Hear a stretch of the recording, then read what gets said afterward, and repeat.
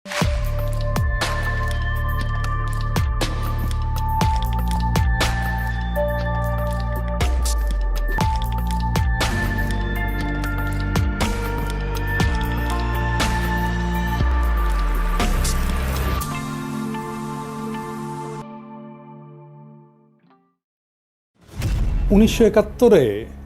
আমাদের স্বাধীনতার যুদ্ধ হয় এবং স্বাধীনতা যুদ্ধ বলতে আমরা যে বুঝি পূর্ব পাকিস্তান এবং পশ্চিম পাকিস্তানের মধ্যে একটা গৃহযুদ্ধ হয়। পশ্চিম পাকিস্তানের বিরুদ্ধে বিদ্রোহ করে বামেরা এবং আওয়ামী লীগ এবং শেষ হয় ভারতের সামরিক অভিযান এবং তাদের কাছে পাকিস্তানের ইস্টার্ন কমান্ডের আত্মসমর্পণের মধ্যে দিয়ে। এই বিদ্রোহের নেপথ্যে আওয়ামী লীগ যেই মূল বয়ান তৈরি করছে সেটা হইতেছে পাকিস্তান সরকার পূর্ব বাংলার প্রতি অর্থনৈতিক বৈষম্য করছে এবং শোষণ করছে।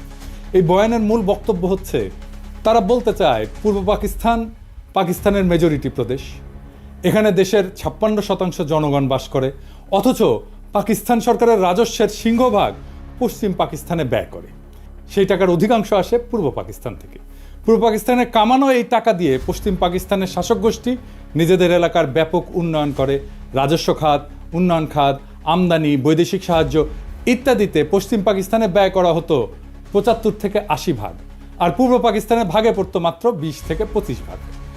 এছাড়া পূর্ব পাকিস্তানের মানুষকে দৈনন্দিন দ্রব্য সামগ্রী, পণ্য সামগ্রী পশ্চিম পাকিস্তানের চাইতে বেশি দামে কেনা লাগতো, যা ছিল তৎকালীন শাসক গোষ্ঠীর এক ক্রূর পরিকল্পনা, যার মাধ্যমে এদেশের গরিব দুঃখী মানুষের রক্ত তারা চুষে নিত। দুই প্রদেশের মধ্যে মাথাপিছু আয়ের মধ্যে ছিল ব্যাপক বৈষম্য, যা হচ্ছে তাদের শোষণের পলিসি। এইসব ক্ষোভকে ঘুঁটা দিয়া আওয়ামী লীগ 70 সালের নির্বাচনে একটা বিখ্যাত পোস্টার ছাপায় সারা দেশে ব্যাপকভাবে বিলি করছিল। পোস্টারটার শিরোনাম ছিল সোনার বাংলা শ্মশান কেন। কি ছিল সেই পোস্টারে? সেই পোস্টারে দেখানো হয়েছে যে বৈষম্য, রাজস্ব খাতে বাংলাদেশ 1500 কোটি টাকা ব্যয় হয়, পশ্চিম পাকিস্তানে 5000 কোটি টাকা ব্যয় হয়। উন্নয়ন খাতে ব্যয় হয় বাংলাদেশে 3000 কোটি টাকা, পশ্চিম পাকিস্তানে 6000 কোটি টাকা। বৈদেশিক সাহায্য বাংলাদেশ শতকরা পায় 20 ভাগ, পশ্চিম পাকিস্তান পায় 80 ভাগ।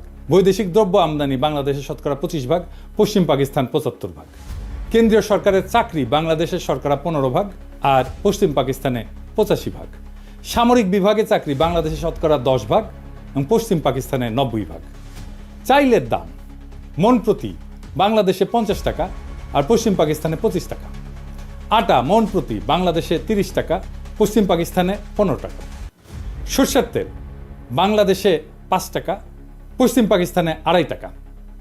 সোনার প্রতি ভরি বাংলাদেশে 170 টাকা, পশ্চিম পাকিস্তানে 135 টাকা। কি নিদারুণ বৈষম্য, তাই না? আসেন এটা আমরা খুলে দেখব, এটা আমরা বুঝে দেখব। 70 সালের নির্বাচনের সেই পোস্টারটা পরিকল্পনা করেন জনাব নুরুল ইসলাম এবং আঁকেন শিল্পী হাশেম খান। এই পোস্টারটা সারা দেশে ব্যাপক সাড়া ফেলে এবং এই পোস্টারটাই আওয়ামী লীগের স্বায়ত্তশাসনের বয়ানের ন্যায্যতার মূল ভিত্তি। আওয়ামী লীগ পাকিস্তানের বিরুদ্ধে তার বিদ্রোহকে জাস্টিফাই করার জন্য যত আর্গুমেন্ট হাজির করছে তার সব কিছুর মূলে হচ্ছে পাকিস্তানিদের অর্থনৈতিক শোষণ। এখনও এরা তাই বলে। প্রাইমারি স্কুলের পাঠ্যপুস্তকের মধ্যেও এই পোস্টারটাকে ঢুকানো হয়েছিল এবং প্রায় সকলের মনেই ছোটবেলা থেকেই এইরকম একটা বদ্ধমূল ধারণা যে পাকিস্তান 23 বছরে অর্থনৈতিক প্রবঞ্চনা বাঙালিদেরকে বাধ্য করছে মুজিবের 6 দফা আন্দোলনকে সমর্থন করতে। সেই 6 দফা ছিল বাঙালি জাতির মুক্তির সনদ। 6 দফার ভিতরে 3টা দফাই ছিল পাকিস্তান থেকে পূর্ব বাংলাকে অর্থনৈতিকভাবে বিচ্ছিন্ন করার দফা।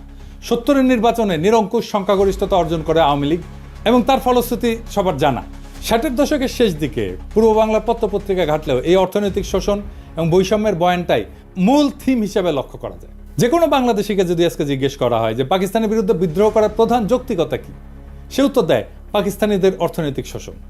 এর মানে আওয়ামী লীগের তৈরি করা বয়ান একদম শেকড় গেড়ে বসছে এদেশের বুকে। কারণ আওয়ামী লীগ যে ভুয়া অর্থনৈতিক বয়ান তৈরিতে পারদর্শী তাই প্রজন্মকে চোখে আঙুল দিয়ে দেখায় দেওয়া লাগবে না। বিগত 15 বছরে আমাদের সবার একদম চোখের সামনে আওয়ামী লীগ পরিসংখ্যান নিয়ে ভয়ঙ্কর কারচুপি করে মহা উন্নয়নের এক বয়ান তৈরি করছে, যেখানে বাস্তবতা হচ্ছে দেশের সব ব্যাংক এবং আর্থিক খাতকে লুটপাট করে নিঃশেষ করে ফেলা। কিছুদিন আগে বাণিজ্য উপদেষ্টা বলছে যে সব মিথ্যা পরিসংখ্যান দেওয়া হতো জিডিপি সহ। এটা এমন না যে এখন বলা হচ্ছে, হাসিনার আমলেও পত্রিকা মিথ্যা পরিসংখ্যান নিয়ে লিখত। জিয়া হাসান একটা বই লিখছিল উন্নয়ন বিভ্রম নামে, কিভাবে মিথ্যা পরিসংখ্যান দিয়ে উন্নয়নের বয়ান তৈরি করা হতো। তাহলে সেই আওয়ামী লীগ 50 বছর আগের ঘটনাকে নিয়ে কি রকম কারচুপি করছে সেটা সহজে অনুমান করা যায়। আমরা অনুমান করব না, আমরা তথ্য দিয়ে দেখব। আমরা আজকে আওয়ামী লীগের এই বয়ানকে তৎকালীন বাস্তবতার আলোকে পরীক্ষা করে দেখব যে এই অভিশপ্ত দলটা সেখানেও কিরকম কারচুপি করছিল। তৎকালীন পাকিস্তানের আর্কাইভ ঘেঁটে আমরা যাবতীয় প্রাসঙ্গিক ডকুমেন্ট জোগাড় করছি এবং বলাই বাহুল্য আওয়ামী লীগ এবং তাদের পোষা অর্থনীতিবিদরা নুরুল ইসলাম, রেহমান সোবহান ভয়াবহ জালিয়াতি করছে এই পোস্টার তৈরি করতে এবং ম্যানিফেস্টো তৈরি করতে। সেই নিয়ে বিস্তারিত আলোচনার আগে এদের আসল চরিত্র এবং এদের উদ্দেশ্য সম্পর্কে একটু আলোকপাত করা দরকার। মেজর ডালিমের একটা বই, যা দেখেছি, যা বুঝেছি, যা করেছি, ওইখান থেকে বলতেছি। ভারতে থাকতে উনি বলতেছেন বিভিন্ন মহলে তখন ভবিষ্যৎ বাংলাদেশের রাষ্ট্রনীতি, অর্থনীতি, প্রশাসন প্রভৃতি বিষয়ে আলোচনার ঝড় বয়ে যাচ্ছে। একদিন এক সামাজিক অনুষ্ঠানে সরকারের এক অর্থনৈতিক উপদেষ্টা বললেন, স্বাধীন বাংলাদেশের ইকোনমিক ভায়াবিলিটি তেমন একটা নাই, মানে এটা অর্থনৈতিকভাবে এটা সফল হবে না। তার এই ধরনের বক্তব্যে অবাক করেছিল অনেককেই। প্রশ্ন করা হয়েছিল, স্বাধীন বাংলাদেশের ইকোনমিক ভায়াবিলিটি যদি নাই থাকে তবে আপনারা 6 দফা প্রণয়ন করে জনগণকে উস্কে দিয়েছিলেন কেন? কেন বলেছিলেন পাকিস্তানের শোষণের হাত থেকে পূর্ব পাকিস্তানকে স্বাধীন করতে পারলেই সোনার বাংলা কায়েম হবে? তাহলে কি আপনাদের এই সমস্ত প্রচারণা ছিল মিথ্যে? জনগণকে ধোঁকা দিয়ে পাকিস্তানকে শুধুমাত্র দ্বিখণ্ডিত করার এক কূটকৌশল মাত্র? এ সমস্ত মৌলিক প্রশ্নের জবাব উক্ত বিশারদ সেদিন দিতে পারেননি। অত্যন্ত বিব্রতকর অবস্থায় কেটে পড়ে নিজেকে বাঁচিয়েছিলেন বিড়ম্বনার হাত থেকে। ঠিক একইভাবে আরেকদিন এক ঘরোয়া পরিবেশে কিছু বাঙালি জনাব ডিপি ধরকে ভবিষ্যৎ স্বাধীন বাংলাদেশের অর্থনীতি, শিল্পনীতি কী ধরনের হওয়া উচিত জানতে চাইলে তিনি জবাব দিয়েছিলেন ইংরেজিতে। কিন্তু বাংলায় এটা বোঝা যায় যে তোমাদের এসব নিয়ে কথাবার্তা বলার দরকার নাই, তুমি শুধু ফসল ফলাও, ধান ফলাও, বাকিগুলো আমরা দেখব। এই ধরনের কথা থেকে পরিষ্কার বোঝা যায় যে বাংলাদেশকে ভারতের অর্থনৈতিক বাজার এবং পশ্চাৎভূমিতে পরিণত করার ষড়যন্ত্র ছিল ভারতীয় আধিপত্যবাদী নীল নকশার অন্তর্ভুক্ত। শুধু কি তাই, বাংলাদেশের অর্থনীতিকে সম্পূর্ণভাবে বাংলাদেশের উপরে ভারতীয় নিয়ন্ত্রণ নিশ্চিত করার খায়েশটাও পরিষ্কারভাবে ধরা পড়েছিল জনাব ধরের বক্তব্যে। এই হচ্ছে বাঙালির মুক্তির সনদ প্রণেতাদের দৃষ্টিভঙ্গি, যারা নিজেরাই স্বাধীন বাংলাদেশে বিশ্বাস করত না, যারা সর্বদা ভারতকেই তাদের তীর্থভূমি হিসেবে কল্পনা করেছে আজীবন। গোলাম আজমের বই জীবনে যা দেখলাম, এখান থেকে একটা অংশ আমি পড়ে শোনাই। উনি 69 সালে আইয়ুব খানের সাথে সমস্ত রাজনৈতিক দলের গোলটেবিল বৈঠকে অংশ নেওয়ার পর পশ্চিম পাকিস্তান থেকে পূর্ব পাকিস্তানে ফিরতেছিলেন। তখন প্লেনে এক ব্যক্তির সাথে ওনার কথা হয়। একজন 6 দফা প্রণেতার দাবি, গোলটেবিল বৈঠক ব্যর্থ পরিণতির পর থেকে করাচি থেকে ঢাকা ফিরে আসার পথে বিমানে এক ভদ্রলোকের অত্যন্ত আগ্রহ ও উৎসাহ নিয়ে আমার সাথে হাত মিলালেন। আমি তাকে চিনলাম না। আমার পাশের আসনে বসা ভদ্রলোক অনুরোধ করে তার আসনে নিয়ে বসালেন এবং তিনি এসে আমার পাশে বসলেন। আমি বিস্মিত হয়ে তার পরিচয় জানতে চাইলাম। ধারণা করেছিলাম আদর্শিক দিক থেকে নিকটবর্তী হবেন, তাই আমার সাথে ঘনিষ্ঠ আলাপ করতে চান। অচিরেই টের পেলাম যে তিনি সম্পূর্ণ বিরোধী ক্যাম্পের লোক। গোলটেবিল বৈঠক ব্যর্থ হওয়ার পরে যারা বিজয়ীর গৌরব বোধ করছেন, তিনি তাদেরই একজন। পরাজিত প্রতিপক্ষের একজন প্রতিনিধিকে পেয়ে তিনি বিজয় উৎসবের অংশ হিসেবে ভ্রান্ত পথ ত্যাগ করার উপদেশ দিতে চেয়েছেন। পরিচয় নিয়ে জানলাম তিনি একজন সিএসপি উচ্চ কর্মকর্তা, ইসলামাবাদে কর্মরত আছেন, ছুটিতে দেশের বাড়িতে যাচ্ছেন। নাম ডক্টর আব্দুস সাত্তার। আমাকে তিনি খুব ভালো করেই চিনেন বলে জানলেন। যারা রাজনীতি করেন তারা লেখাপড়ার চর্চা কমই করেন, আমি এর ব্যতিক্রম বলে আমাকে শ্রদ্ধা করেন বলেও উল্লেখ করলেন। আমার সাথে আলোচনার সুযোগ পেয়ে তিনি খুবই খুশি হয়েছেন বলেও জানিয়েছিলেন। এভাবে কতক সৌজন্যমূলক কথা বলে তিনি বক্তব্য শুরু করলেন। আপনারা 6 দফাকে সঠিকভাবে বিবেচনা করলেন না, এটাকে শেখ মুজিবের হঠকারী রাজনৈতিক প্রস্তাব মনে করে হয়তো এটার যথার্থ মূল্যায়ন করতে পারেননি। এটা শেখ মুজিবের মাধ্যমে পেশ করা হয়েছে বটে, কিন্তু এর প্রণেতা 18 জন পিএইচডি, এর মধ্যে বিভিন্ন বিশ্ববিদ্যালয়ের প্রফেসর এবং সরকারি বেসরকারি উচ্চপদস্থ ব্যক্তিত্ব রয়েছেন। এটা অত্যন্ত সুচিন্তিত এবং সুপরিকল্পিত ফর্মুলা, যা 8 কোটি বাঙালির ভাগ্যের দ্রুত পরিবর্তন করবে। আমি জিজ্ঞেস করলাম, ওই 18 জন পিএইচডির মধ্যে আপনি নিশ্চয়ই অন্যতম? তিনি জোশের সাথে দাবি করলেন যে তিনিও এই সংগঠকদের একজন। আমি জানতে চাইলাম, এই 18 জনের সবাই কি বাঙালি? তিনি আরও উৎসাহের সাথে বললেন যে তারা সবাই বাঙালি জাতীয়তার বিশ্বাসী। আমি জিজ্ঞেস করলাম যে আপনারা নিশ্চয়ই সুদূর প্রসারী পরিকল্পনার ভিত্তিতে এই 6 দফা প্রণয়ন করেছেন। উক্ত পরিকল্পনায় কি পূর্ব এবং পশ্চিম পাকিস্তানকে একটা রাষ্ট্র হিসেবে গড়ে তোলার চিন্তা রয়েছে? তিনি খুবই খোলা মনে জবাব দিলেন, আপনারা জনগণের ময়দানে কাজ করেন, আমরা তাদের সাথে কাজ করছি যারা দেশ চালাচ্ছে। পাঞ্জাবিরা আমাদের দাবিয়ে রাখতে চায়, তাদের থেকে আলাদা না হয়ে আমরা উন্নতি করতে পারবো না। আমাদের দু অঞ্চলের মাঝখানে ভারত, এ অবস্থায় এক রাষ্ট্রের অন্তর্ভুক্ত থাকা অস্বাভাবিক। আমি বললাম, আমরা সংখ্যাগরিষ্ঠ, দেশ গণতন্ত্রের পথে এগুচ্ছে, আমরা কেন্দ্রীয় প্রাধান্য বিস্তার করব, আমরা কেন আলাদা হওয়ার কথা চিন্তা করব? তারা আলাদা হতে চাইলে দেখা যাবে। এর জবাবে তিনি এমন কথা বললেন যা শুনে আমি চমকে গেলাম। তিনি বললেন, বাঙালি জাতি হিসাবে আমাদেরকে চিন্তা করতে হবে 47 সালে বাঙালি জাতিকে বিভক্ত করায় আমরা জাতি হিসেবে দুর্বল হয়ে গেছি। বাঙালি জাতি ঐক্যবদ্ধ হলে গোটা উপমহাদেশে আমরা বিশাল মর্যাদার অধিকারী হতে পারবো। আমি জানতে চাইলাম, পশ্চিমবঙ্গের বাঙালিরা কি ভারত থেকে আলাদা হয়ে আমাদের সাথে মিলে আলাদা রাষ্ট্রে অন্তর্ভুক্ত হতে রাজি হবে? তিনি আস্থার সাথে বললেন, আলবৎ তারা প্রস্তুত হবে। তারা কলকাতাকে রাজধানী করতে চাইবে। বঙ্গদেশ বিভক্ত না হলে তো আমাদের পূর্ব পাকিস্তানের রাজধানী কলকাতাতেই থাকতো। ব্রিটিশ আমলেও কলকাতা বহু বছর ব্রিটিশ ভারতের রাজধানী ছিল। এখানে লক্ষণীয় যে উক্ত ব্যক্তি খালি 6 দফাতেই সন্তুষ্ট নন, উনি প্রত্যক্ষভাবে বাংলার সাথে যোগ দেওয়ার জন্যে উদ্গ্রীব এবং সেই জন্যে পূর্ব বাংলার রাজধানী ঢাকা থেকে কলকাতাতে সরাই দিতেও প্রস্তুত। ক্ষুদিরাম সূর্য সেনের মন্ত্রমুগ্ধ শিষ্য। 47 সালের পার্টিশনের ইতিহাস সম্পর্কে যাদের মিনিমাম পড়াশোনা আছে তাদের জানার কথা, কংগ্রেসের দাবির মুখে লর্ড মাউন্টব্যাটেন মুসলিম সংখ্যাগরিষ্ঠ প্রদেশ পাঞ্জাব এবং বাংলাকে পার্টিশন করার সিদ্ধান্ত নেন, যেটার পুরোটা পাকিস্তানে আসার কথা ছিল। কায়েদে আজম জিন্নাহ অনিচ্ছা সত্ত্বেও এই পার্টিশনের সিদ্ধান্তকে মেনে নেন, যেটা ছিল তার স্টেটসম্যানশিপের পরিচয়। জিন্নাহ এটা নিয়ে আফসোস করে পোকায় কাটা পাকিস্তান বলেছিলেন।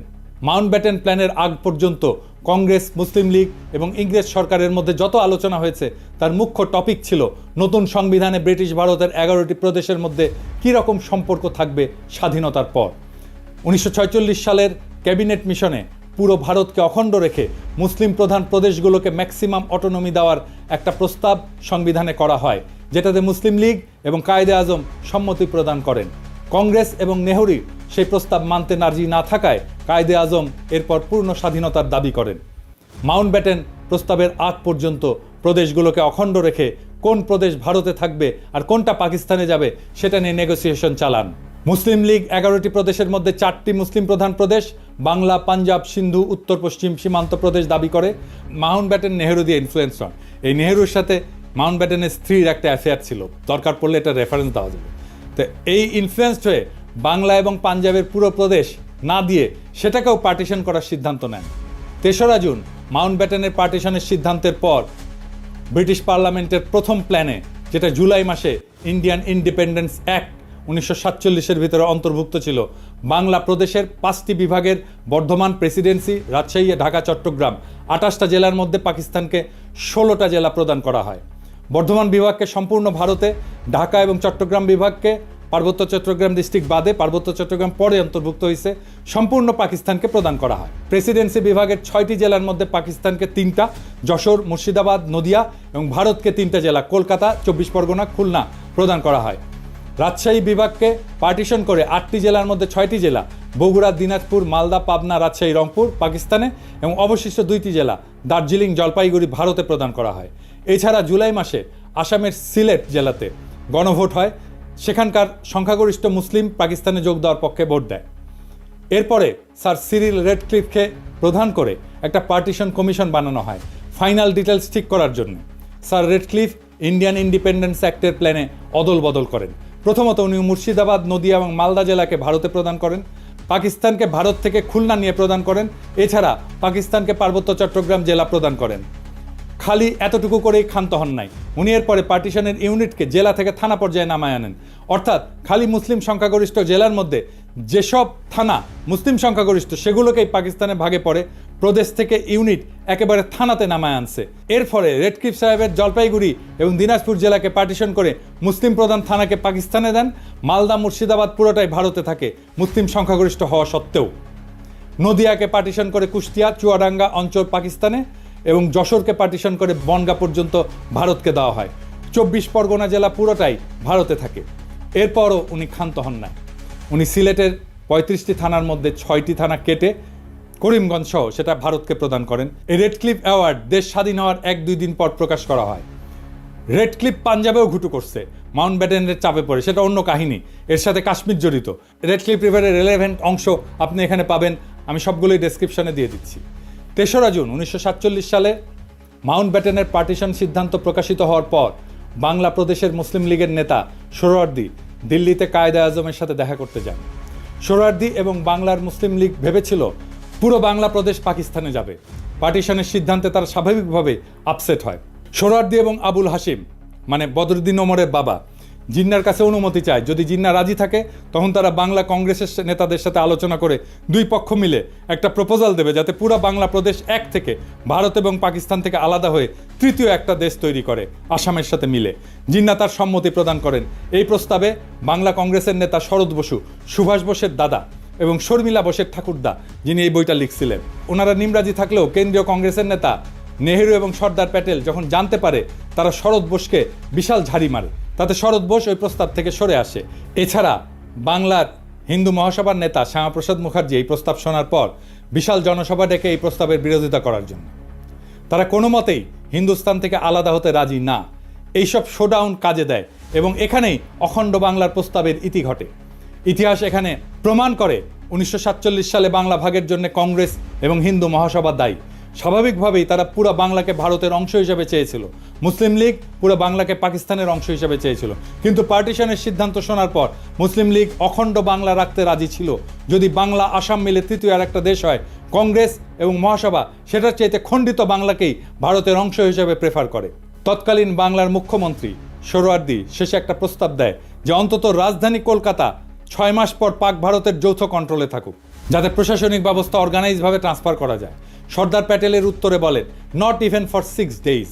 কাজেই পশ্চিম বাংলার হিন্দুরা হিন্দুস্তানের থেকে আলাদা হয়ে পূর্ব বাংলার মুসলিমদের সাথে ইউনিয়ন করে থাকবে, আর ভারতও এটা মেনে নিয়ে বিনা যুদ্ধে এত বড় মেদিনী ছেড়ে দেবে। মানে দুর্যোধন বলছিল মহাভারতের, বিনা যুদ্ধে নাহি দেব সুচক্র মেদিনী। একটা সূচের আগায় যতটুকু ভূমি থাকে ওইটাও যুদ্ধ ছাড়া দেব না, ওটাই ভারতের পলিসি। তাই এটা একটা আকাশ কুসুম কল্পনা। আওয়ামী লীগের নেতাদের এসব ইতিহাস খুব ভালো করে জানার কথা, কারণ তারা মুসলিম লীগের কর্মী ছিল 47 সালে। এরপর এইসব 6 দফা প্রণেতারা মানুষকে মূলা দেখাইছে যে তারা পশ্চিম বাংলার সাথে ইউনিয়ন করবে। এইটা ছিল আওয়ামী লীগের একটা ভয়ঙ্কর প্রতারণা। 1971 সালের 7 দফা চুক্তির ইতিহাস নতুন প্রজন্ম ইতিমধ্যে জেনে ফেলছে। সর্বশেষে এই পোস্টারের প্রণেতা অর্থনীতিবিদ নুরুল ইসলাম যে কত স্থূল একজন ব্যক্তি ছিল তার একটা সামান্য উদাহরণ দিই। 2016 সালে বাংলাদেশ প্রতিদিন পত্রিকায় পোস্টারটার শিল্পী হাশেম খান একটা প্রবন্ধ লেখেন। সেখানে উনি পোস্টার তৈরির ইতিহাস বর্ণনা করেন। সেই প্রবন্ধের একটা অংশ হচ্ছে, কিছুক্ষণের মধ্যে নুরুল ইসলাম ফিরে এসে বললেন, কিছু একটা দাঁড় করাতে পারলেন? আজকে আর বিদ্যুৎ আসবে না। পাকি সরকার পূর্ব পাকিস্তানের অন্ধকারে রাইখা পাকিস্তানের আলোতে ভাসাইয়া দিচ্ছে। সারা রাত শহর বন্দর অলিগলি এমনকি গ্রাম পর্যন্ত বিদ্যুতের বাতি আলো দিতেছে। সামনের ইলেকশনে পশ্চিমাদের গদি থেকে নামাইয়া আওয়ামী লীগরে বসাইতে হবে। নুরুল ইসলাম দাবি করতেছেন পূর্ব পাকিস্তানের লোডশেডিংয়ের জন্য পশ্চিম পাকিস্তান দায়ী। তারা এখন এখানে বিদ্যুৎ বন্ধ করে নিজেদের এলাকায় বিদ্যুৎ সরবরাহ করতেছিল। কি অদ্ভুত দাবি আর মনস্তত্ত্ব। পূর্ব আর পশ্চিম পাকিস্তানের মধ্যে 1000 মাইল দূরত্ব, মাঝখানে শত্রু দেশ ভারত আর সমুদ্র, দুই অংশে বিদ্যুতের দুইটা গ্রিড। এক গ্রিড থেকে আরেক গ্রিডে পাওয়ার ট্রান্সফার করা অসম্ভব একটা ঘটনা। এক গ্রিডে সারপ্লাস বিদ্যুৎ থাকলেও আর এক গ্রিডের সাথে ট্রান্সফার করার কোনো উপায় নাই। কাজে পূর্ব পাকিস্তানের বিদ্যুৎ বন্ধ কইরা পশ্চিম পাকিস্তানকে আলোর বন্যায় ভাসিয়ে দেওয়ার মতো নিতান্ত শিশুসুলভ দাবি খুবই হাস্যকর। সে নাকি বাংলাদেশের প্রধান অর্থনীতিবিদ ছিল, সে বাংলাদেশের পরিকল্পনা কমিশনের প্রধান ছিল স্বাধীনতার পরে। এই মক্কেল আবার নাকি হার্ভার্ডের গ্র্যাজুয়েট। হ্যাঁ, আরেকজন মুখ্য চরিত্র যে 6 দফার খসড়া করার ব্যাপারে অন্যতম মুখ্য ভূমিকা রাখছিল, তার নাম রুহুল কুদ্দুস, একজন সিএসপি আমলা। বাংলাদেশ স্বাধীন হওয়ার পর প্রথম ক্যাবিনেট সেক্রেটারি হয়। রুহুল কুদ্দুসের ব্যাপারে শুধু 2টা তথ্য যথেষ্ট তার চরিত্র এবং এজেন্ডা বোঝার জন্য। প্রথমটা হচ্ছে এই 50-এর দশকে একটা দুর্নীতির মামলার বিবরণ। সেখানে আমূল আসামি শেখ মুজিবুর রহমান পূর্ব পাকিস্তানের প্রাদেশিক মন্ত্রী থাকার সময় দুর্নীতির কারণে জেলে সাজাপ্রাপ্ত হন। সেই দুর্নীতি মামলায় মুজিবের সহযোগী ছিল এই রুহুল কুদ্দুস। তার পুরস্কার দিছে, যেহেতু মামলা ফাঁসিছে তার পুরস্কার দিছে সেক্রেটারি বানায়। আর একটা মামলা হচ্ছে আগরতলা ষড়যন্ত্র মামলা, যেখানে আসামিরা ভারতের প্রত্যক্ষ সাহায্যে পূর্ব পাকিস্তানে বিদ্রোহ সংগঠিত করে বিচ্ছিন্ন হওয়ার পরিকল্পনা করে। সেই মামলার অন্যতম প্রধান আসামি ছিল এই রুহুল কুদ্দুস। আগরতলা মামলার বয়ানে প্রথমে মিথ্যা মামলা বলে প্রচার করা হয়েছিল আমাদের ছোটবেলায় পাঠ্যপুস্তকে। এই মামলাকে মিথ্যা মামলা হিসেবে দেখানো হয়েছিল, কিন্তু 2011 সালে মামলার অন্যতম আসামি কর্নেল শওকত আলী আওয়ামী লীগের ডেপুটি স্পিকার ছিল, গর্বের সাথে একটা বই লেখে, সত্য মামলা আগরতলা। দেশের অনেক মানুষের কাছে পাকিস্তান থেকে বিচ্ছিন্ন হয়ে আলাদা রাষ্ট্র গঠনের যৌক্তিকতা হচ্ছে 25 এবং 26 মার্চের তারিখে পাকিস্তান আর্মির অপারেশন সার্চলাইট। তাহলে 60-এর দশকে যারা ভারতের সাহায্যে এই সমস্ত বিদ্রোহ পরিকল্পনা করছিল তাদের জাস্টিফিকেশন কি ছিল? পাকিস্তান তো 1971 সালের আগে কোনো গণহত্যা চালায়নি। যদি বলে অর্থনৈতিক বৈষম্য, সেই বেলুন আমরা একটু পরে ফুটা করে দেখা দিচ্ছি। 1965 সালে পাকিস্তান ভারতের সাথে একটা ফুল স্কেল যুদ্ধ হয়।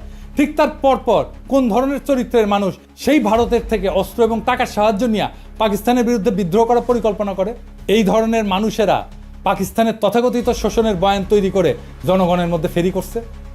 এখানে প্রফেসর সৈয়দ সাজ্জাদ হোসেনের কিছু অবজারভেশন খুবই গুরুত্বপূর্ণ। ওনার ৭১-এর স্মৃতি বলে একটা বই আছে। তিনি একাধারে একজন প্রখ্যাত শিক্ষাবিদ, সাহিত্য পণ্ডিত এবং লেখক। বাঙালি মুসলমানের মধ্যে তিনি প্রথম ব্যক্তি যিনি ইংরেজি সাহিত্যে পিএইচডি ডিগ্রি অর্জন করছিলেন।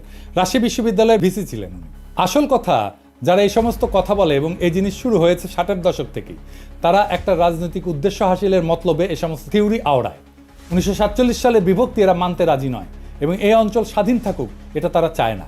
পাকিস্তান আমলে এরা অনবরত প্রচার করেছে যে আমরা পাঞ্জাবিদের অধীন এবং পাকিস্তান থেকে বেরিয়ে এলে সত্যিকার অর্থে স্বাধীন হতে পারবো। আবার এখন বলছে ১৯৭১ সালে যে স্বাধীনতা অর্জিত হয় তার কোনো মূল্য নাই, ওপার বাংলার সাথে মিলে গেলেই নাকি আমরা সত্যি মুক্ত হবে।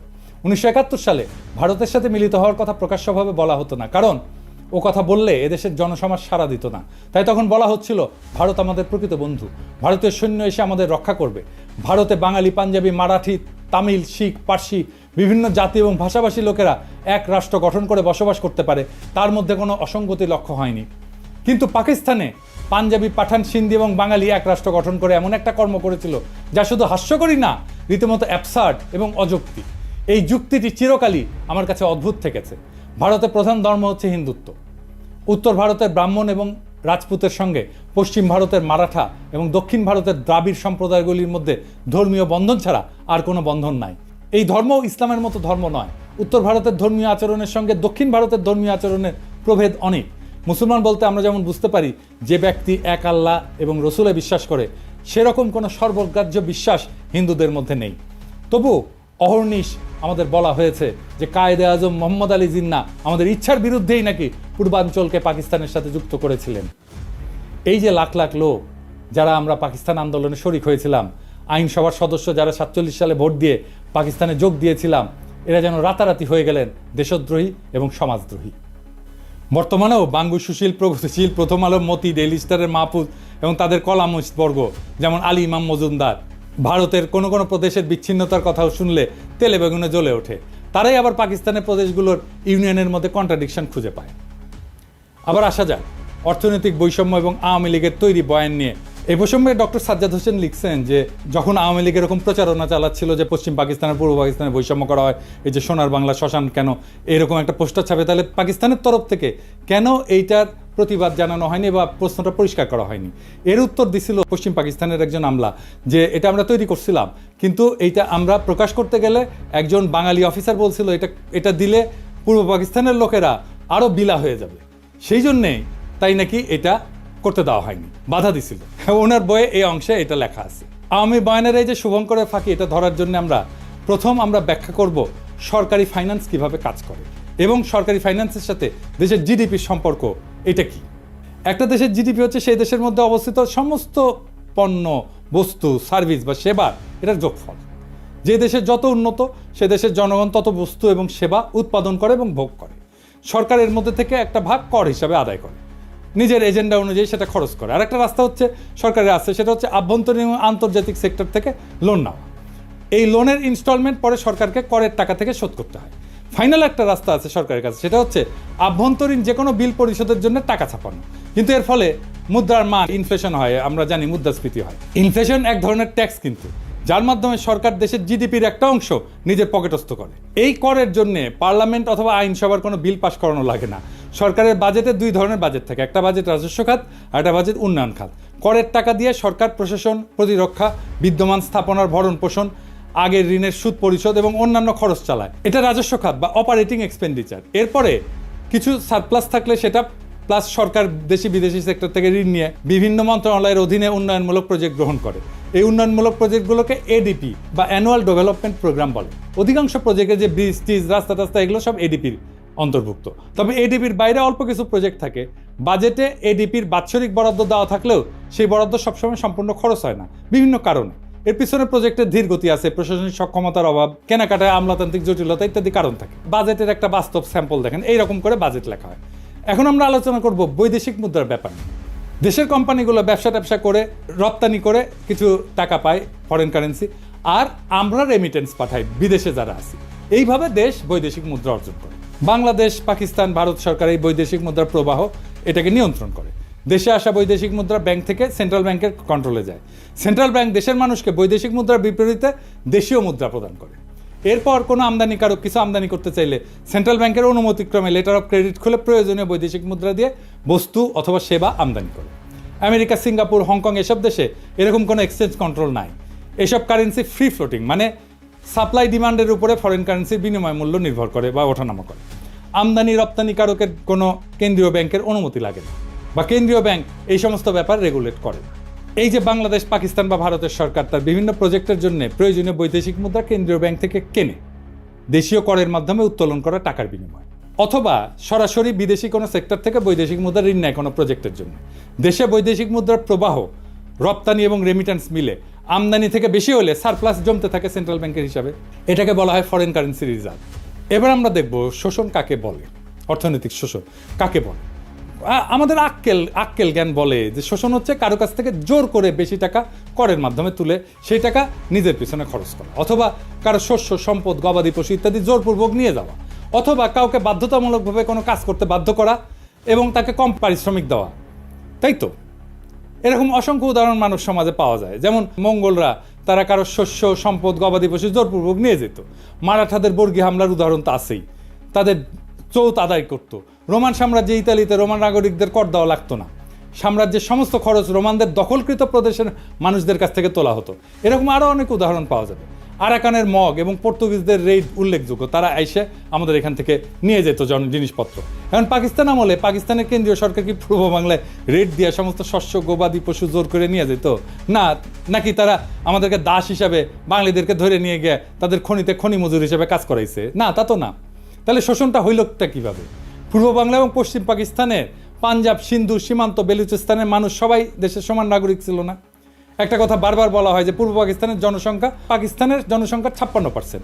করের ব্যাপারে সবচেয়ে গুরুত্বপূর্ণ তথ্য হচ্ছে পূর্ব পাকিস্তানের মানুষ পাকিস্তানের রাজস্বের কত যোগান দিত জানেন? 26%, মাত্র 26%। পশ্চিম পাকিস্তানের 44% মানুষ বাকি 74% যোগান দিত। এর বিপরীতে পূর্ব পাকিস্তান চতুর্থ পঞ্চবার্ষিক পরিকল্পনায় মোট সরকারি উন্নয়ন বরাদ্দের 60% বরাদ্দ পাইছিল, পশ্চিম পাকিস্তান পাইছিল 40%। ওদেরই তো বিদ্রোহ করার কথা।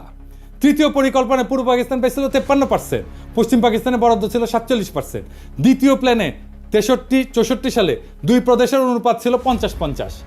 একবার ব্যাপারটা ঠান্ডা মাথায় চিন্তা করে দেখেন তো, একটা প্রদেশ দেশের মোট রাজস্বের 26% যোগান দিয়ে বিপরীতে 53-60% উন্নয়ন বরাদ্দ পাচ্ছে, তাও আবার নিজেদের শোষিত বলে জোর গলায় দাবি তোলে।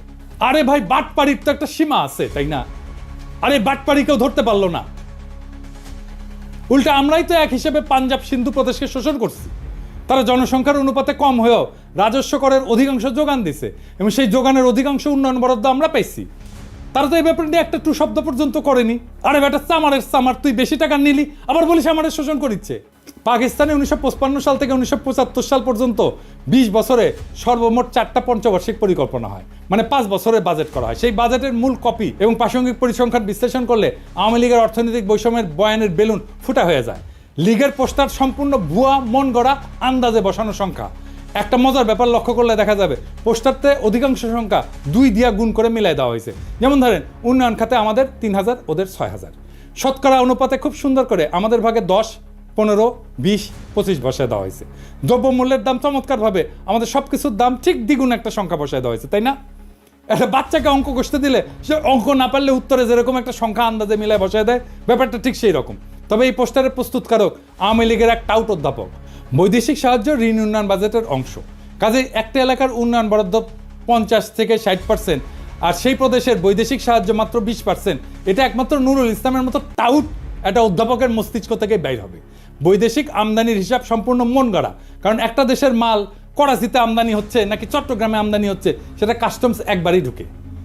এরপরে দেশের অভ্যন্তরে সেই মাল কোন প্রদেশ থেকে কোন প্রদেশে যাচ্ছে সেটা কোনো কাস্টমস হিসাব থাকে না। কাজে কোন প্রদেশ আমদানির কত শতাংশ কনজিউম করে সেটার কোনো আলাদা অ্যাকাউন্ট ছিল না, থাকা সম্ভব ছিল না সেই সময়। আমদানির 25-75% সংখ্যা সম্পূর্ণ কাল্পনিক। বৈদেশিক মুদ্রা কোন প্রদেশ কত আয় করে, ব্যয় করে, কনজিউম করে, একটা দেশের ভেতরে কোনো পরিসংখ্যান থাকে না। যেমনটা থাকে না জেলা ভিত্তিক হিসাব। এটা করতে হলে প্রত্যেক প্রদেশ প্রত্যেক জেলার নিজস্ব কেন্দ্রীয় ব্যাংক লাগবে, নিজস্ব ফরেন কারেন্সি অ্যাকাউন্ট লাগবে। এক্স্যাক্টলি এই জন্যই 6 দফার মধ্যে এই পয়েন্টটা ঢুকানো হয়েছিল। আওয়ামী লীগ নিজেও জানতো না এইসব হিসাব। তারা সম্পূর্ণ ভুয়া সংখ্যা ওরাইছে বিদ্রোহ জাস্টিফাই করার জন্য। প্ল্যানগুলোর মূল কপি এবং রেলেভেন্ট পরিসংখ্যান আমি ডেসক্রিপশনে দিয়ে দিচ্ছি। দ্বিতীয় এবং পঞ্চম পঞ্চবার্ষিক পরিকল্পনায় পূর্ব বাংলা 50%-এর কম উন্নয়ন বরাদ্দ পাইছে। তবে সর্বদা তাদের যোগান দেওয়া 25 থেকে 26% রাজস্ব থেকে বেশি বরাদ্দ পাইছে। দ্বিতীয় প্ল্যানে 26% করের বিপরীতে 39% বরাদ্দ পাকিস্তানের রাজস্ব কেন্দ্রীয় সরকার তুলে সেই বরাদ্দ প্রাদেশিক সরকারকে দিত। প্রাদেশিক সরকার বিভিন্ন প্রজেক্ট বাস্তবায়ন করত। প্রথম দুইটা প্ল্যানে বরাদ্দ 50%-এর কম দেওয়ার কারণ ছিল পূর্ব পাকিস্তানের প্রাদেশিক সরকারের সক্ষমতার অভাব। তারা বরাদ্দকৃত অর্থ দিয়ে সব প্রজেক্ট প্রকিউর করে কমপ্লিট করতে পারত না। এখনও বাংলাদেশে কিন্তু এই উন্নয়ন বাজেটের অর্থ ফেরত যায়। এখনকার বাংলাদেশের এডিপি বাস্তবায়নের হার অনেক কম। আর প্রথম পরিকল্পনা যখন গ্রহণ করা হয় তখন কেন্দ্রের প্রধানমন্ত্রী ছিল আমাদের হোসেন শহীদ সোহরাওয়ার্দী, প্রাদেশিক সরকারও আওয়ামী লীগ আতাউর রহমানের নেতৃত্বে। এছাড়া পাকিস্তানের 47 সালে স্বাধীন হওয়ার পর থেকে 11 বছর পর 1958 সালে মার্শাল ল আসার আগ পর্যন্ত ক্ষমতাতে অধিকাংশ সময় বাংলাদেশের মানুষ ছিল, পূর্ব বাংলার মানুষ ছিল।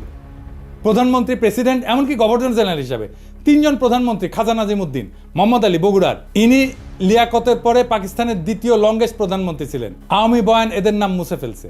হোসেন শহীদ সোহরাওয়ার্দী 11 বছর মধ্যে সর্বমোট 5 বছর প্রধানমন্ত্রী ছিলেন। প্রথম 4 বছর ছিলেন উত্তরপ্রদেশের মুয়াজ্জির লিয়াকত আলী খান।